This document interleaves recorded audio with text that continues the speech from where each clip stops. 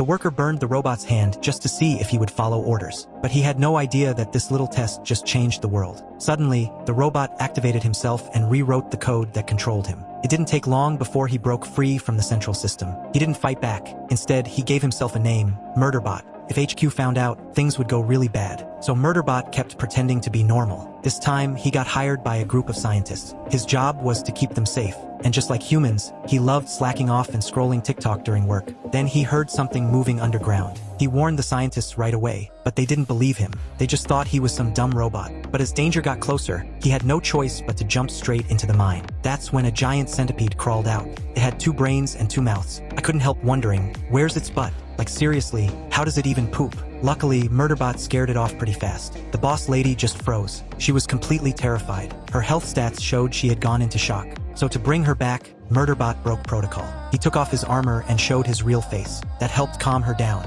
But now he was worried, what if she reported him to HQ? He imagined lifting both hands to attack her.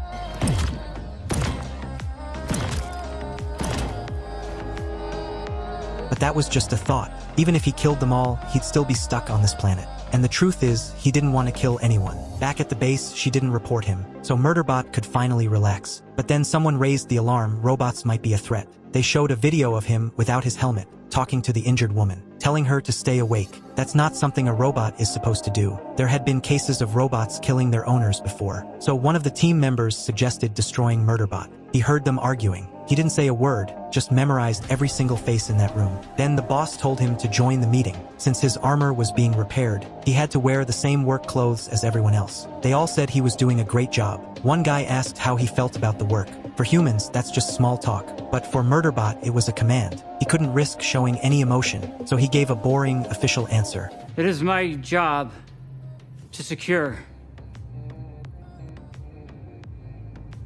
But that guy still wasn't convinced. He kept throwing tricky questions at him. Too bad Murderbot was way faster than any human. He answered everything without missing a beat. As he was about to leave, the boss asked him to stay. That surprised him. No one had ever treated him like that before. For a second, he didn't feel like a robot anymore. The next day, when everyone left the base, that same guy came to confront him. He told Murderbot to look him in the eyes, then started asking more questions, trying to catch some emotional slip-up. Murderbot hated it, he was close to snapping. Then suddenly, the alarm went off. The boss was in danger while collecting data. The place was full of dead centipedes, and anything that got close to the energy field would get crushed and absorbed instantly. Luckily, Murderbot showed up just in time and got her out safely. After running some tests, they realized that energy field had been there for millions of years. There were probably more secrets hidden underneath. So the scientists decided to go back. And this time, they wanted Murderbot with